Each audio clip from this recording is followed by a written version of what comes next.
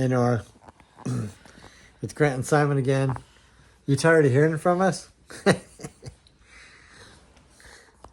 Simon just climbed into bed. You know what? Simon, your shirt is on backwards. That's what he does. Okay, we got a new book for you. You want to try it? This is a fun book. It's from Robert Munsch called Smelly Socks. I think this is actually written about Simon, because Simon always talks about having smelly feet at school, right? Huh? Do you have smelly feet? Do you have smelly feet? Okay, here we go.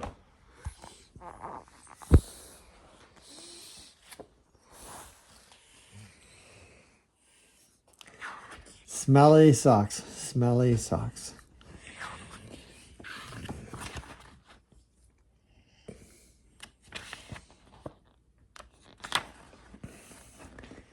This is Tina. When Tina wanted new socks, her mom took her to the only store in town.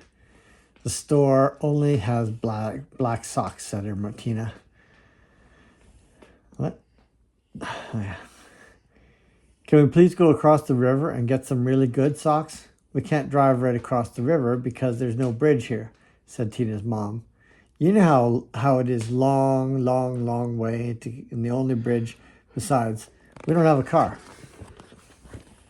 So Tina went to her grandfather and said, can you please take me across the river in your boat? I want to buy some really good socks. The motor is not working on the boat, said his grandfather. Row, said Tina. We can row. I will row and you can sit in the back of the boat. You will row, said her granddad. Yes, said Tina. Rowing is easy. So Tina got in the boat and rowed slowly. Splash, splash, splash. And the boat went in slow circles. Swish, swish, swish. Tina rowed fast. Splash, splash, splash, splash. And the boat went in fast circles. Swish, swish, swish, swish, swish. This boat has forgotten how to row, said Tina. You sit in the back and tell me what to do, said her grandfather. So Tina sat in the back and told her grandfather how to row. And her grandfather rowed all the way across the river. Then they walked all the way through downtown to the big sock store. See it? There it is right there. Big sock store. At the store, Tina tried on socks that were too big, socks that were too little, socks that were too blue, socks that were too pink. Tina tried on millions and millions of socks. Finally, she found a perfect pair of red, yellow, and green socks. Then, since it was almost time for dinner, Tina and her grandfather ran back to the boat, and this time the boat sort of remembered how to row. Tina rowed around and around and around and around and still got to the other side. Well, that was good. When they got back, Tina ran home and yelled, "Socks, socks, socks, wonderful socks.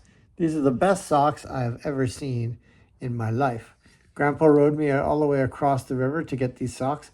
I am never going to take them off." "Never?" said Tina's mom. Never," said Tina. "Uh-oh," said Tina's mom. So Tina wore her socks for a long time. She wore them for 1, 2, 3, 4, 5, 6, 7, 8, 9, 10 whole days. Her mother said, "Tina, I know you love these socks. Just let me wash them really quick. They will start to smell if you don't get them washed." "Socks, socks, wonderful socks," said Tina. "I am never going to take them off." After Tina wore her socks for 10 more days, the kids at the school said, "Tina, what a smell. Change your socks." "Socks, wonderful socks," said Tina. "I am never going to take them off." Ooh, look at all the green smoke coming off them, Simon. Look at that smell. After Tina wore her socks for 10 more days, a whole flock of Canada geese flew over the house and dropped right out of the sky from the smell. 2 moose walked up into her yard and fell over from the smell. Ducks, raccoons, squirrels, they all fell over when she walked to school. Yuck. They're having a rough time. Finally, even a skunk fell over from the smell. Tina's friends decided to do something. They all came over to her house and knocked on the door. Bam, bam, bam, bam, bam. When Tina opened the door, they grabbed her and carried her to the river. There they held their noses and took off their socks. Whoa.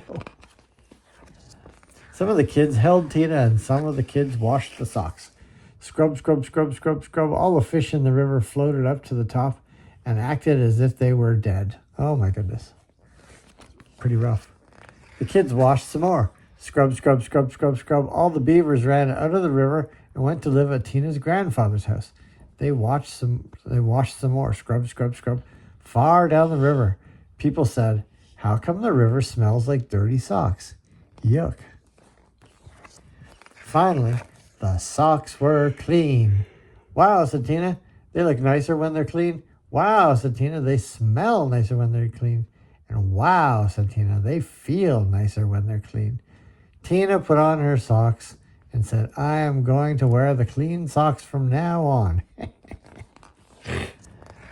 The beavers left the granddad's house and went back to the river. The Canada geese all got up off the ground and flew away. The fish decided that they were not dead after all and jumped and splashed in the river.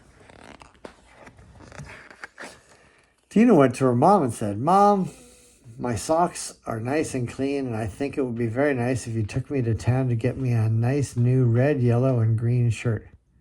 "Promise to wash it?" said her mom. "Nope," said Tina. "If I wait long enough, the kids at school will wash it for me." Whoa! Throwing her in the river again. Yikes. You like that one? Smelly socks.